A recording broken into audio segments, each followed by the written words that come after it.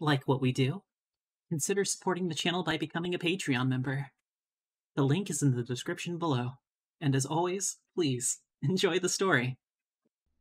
Standing over me, I can feel Ivy judging my every move. I've been practicing my makeup every night, yet she still doesn't trust me to do it myself. Like this? I ask, carefully working the mascara brush over my eyelashes. More wiggle, Ivy answers firmly. I am wiggling it, I reply in frustration, tired that recently nothing I do seems to be right. Not enough, Jordan, Ivy remarks impatiently, folding her arms tight. I knew I should have just done this look myself. With my blood pressure rising, I stop applying mascara. Having had enough, I screwed the cap back on and slowly put the mascara down in protest. This was supposed to be fun. What are you doing, Jordan? Ivy scolds, picking up the mascara. We need to get this shoot done quickly. I told you, I've got to go to the gym. Turning in my seat, I look at Ivy. I can see the frustration written across her face. What is so important about the gym? I ask, having to brush long hair from my eyes. You've gone every day this week. It's nothing to do with you, Ivy answers, unable to subdue the angry tone in her voice. I just need you to hurry up and finish your makeup, then pose for me like a good girl without all these questions. I'm doing my best, Ivy, I reply innocently, getting a little upset with her lack of patience with me. Look at my hair, for goodness sakes. Do you know how many questions I get in the boys' locker room looking like this? Ivy tuts and looks away. I just gawk at her in disbelief, unsure why we keep arguing like this. I thought she'd be more understanding, having been so supportive of this side of me. If only you knew what I'm going through, Ivy says bitterly under her breath. What? I ask, scrunching my face in confusion. Is there something you want to tell me, Ivy? Clearly something's bothering you. Shut up, Jordan! Ivy huffs, reacting petulantly. Stunned, my mouth falls open at her attitude.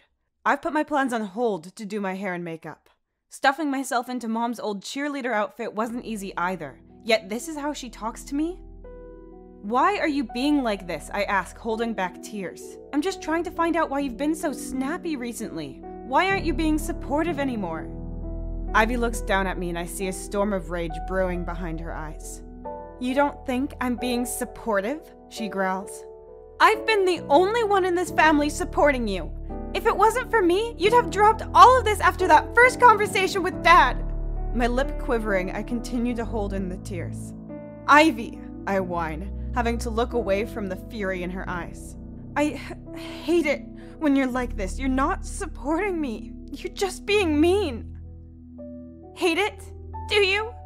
She responds with condescension. I don't answer. I don't know what to say. I don't want to fight with her anymore. As awkward seconds pass, I start fiddling with my freshly painted nails, waiting for her to calm down. You know what? Ivy says, breaking the silence. I've had enough of this. I've had enough of feeling so god-darn guilty all the time. Just as I turn to ask her what she feels guilty about, she throws the mascara in her hand across the room. As it smacks against the wall, Ivy storms out, slamming the door behind her. Jumping up from the stool, I shout to her, Ivy, wait! Tell me what's going on! Throwing the door open, I see her rushing downstairs. Concerned for my sister, I bundle down the stairs in pursuit. As I reach the bottom of the stairs, hairs cover my face, and the top of my outfit has ridden right up my torso. Regaining my composure, I see Ivy standing at the front door, putting her trainers on. Ivy, I say, desperate for her attention. Where are you going? What about the photo shoot? Ivy doesn't respond. She finishes sliding on her shoes and throws open the front door. Just as she's about to leave the house, she stops and looks back at me over her shoulder. I can see the tears in her eyes, streaming down her face. I want to tell her to stop, but I've never seen her look so upset. I've never seen her act like this. I've done nothing but share my secrets with her, so why won't she talk to me about what's bothering her? Don't follow me, Ivy says regretfully, wiping away the tears. Before I can say a word, she slams the door closed behind her. I'm left standing in the hallway, wearing my mother's cheerleading outfit of all things, stunned and confused. "Jordan?" Mom says, appearing behind me. "What's all the commotion?" Slowly turning on the spot, tears now bubbling behind my eyes, I shake my head. "I don't know what's wrong with her. She says she feels guilty but won't talk about it." Mom looks up at the door, then glances back down at me, concerned. Running her hand through my long hair, she soon turns her attention to her old uniform adorning my male body. She touches the skirt, then touches my sides. Looking at the obvious mounds on my chest, made more realistic by my bra, she frowns. "Do your nipples still itch, Jordan?" she asks, studying me from head to toe. Bit of a personal question, so I don't answer.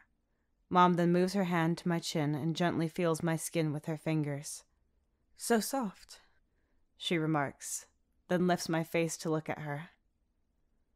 "I think we should have a chat, Jordan." "About Ivy?"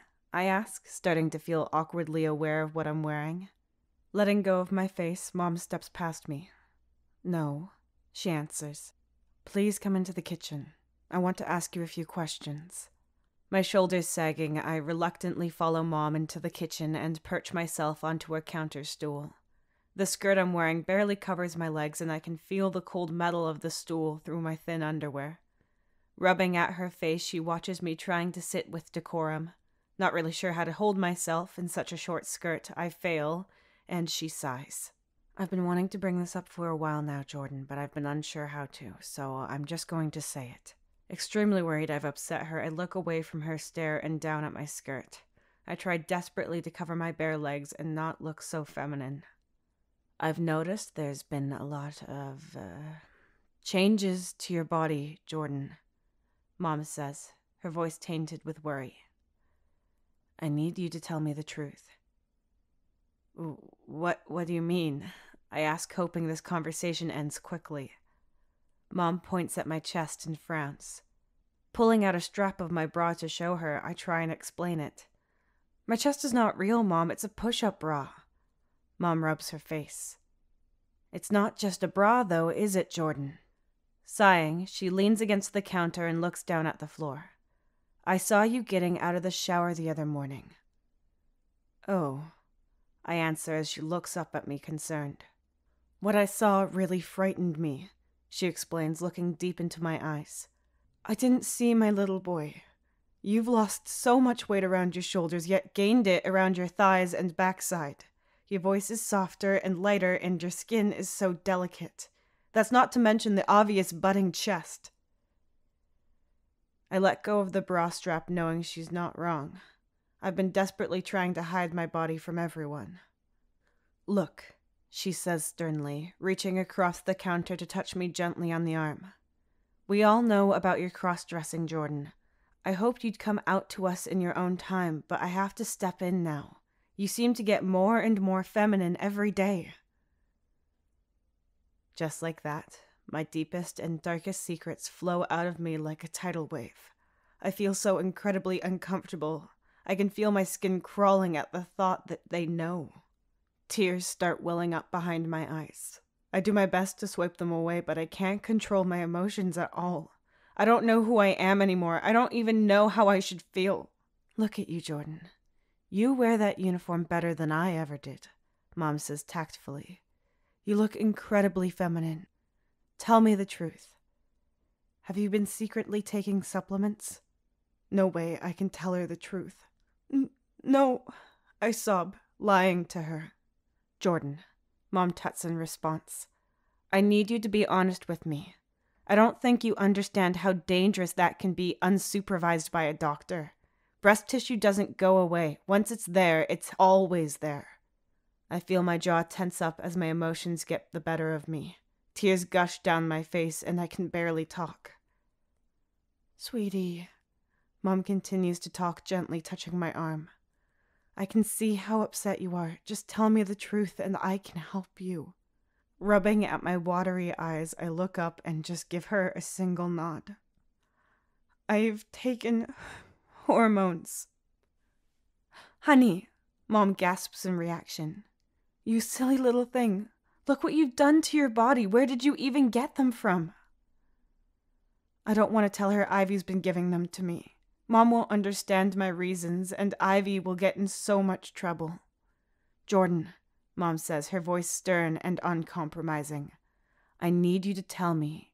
The more I know, the more I can understand what you are thinking. Scared, I panic. Ivy, I squeak, feeling a deep sense of betrayal toward my sister. Your sister? Mom asks, her voice slightly raised and angry. Is that the truth? Ivy's been giving you hormones? My shame won't let me answer. I've just thrown my sister to the wolves. I just give Mom a single nod. That girl is in so much trouble, Mom screams, slapping the table with her palm. I thought she'd been acting suspicious recently. That explains why she's at the gym so much. I bet that's where she's getting them. Am I right? Looking up at my mom through the tears, I see the anger written across her face. I'm going to get her right now, Mom exclaims, slapping the counter again. She's in deep doo-doo. Mom! I squeak, desperate to stop her. What is it, Jordan? She replies brazenly. I stand, throwing back the stool, and as it hits the tiled floor, I grip the marble counter tight with my fingers. I wanted this, Mom! I shout in an emotionally filled rage. Stop thinking! I don't understand what's happening to my body! It's my body and my choice! A little taken back, Mom's mouth drops as she leans away from me. What are you saying to me? She asks, deeply concerned. I'm telling you, this makes me happy! I shout, allowing the tears to fall from my chin. Ivy tricked me into taking them at first, but I'm not stupid, Mom. I soon realized what was happening, and I'm okay with it.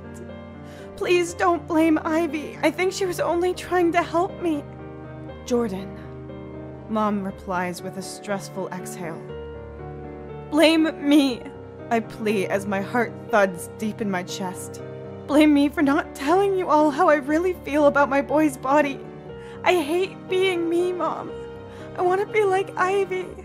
You hate being a boy? Mom asks compassionately. Oh, sweetie, why didn't you say anything? I thought I was being a good mother waiting for you to come out on your own about your cross-dressing. She rushes over to embrace me, throwing her arms around me tight. I can't help but feel the years of repressed feelings surging within me.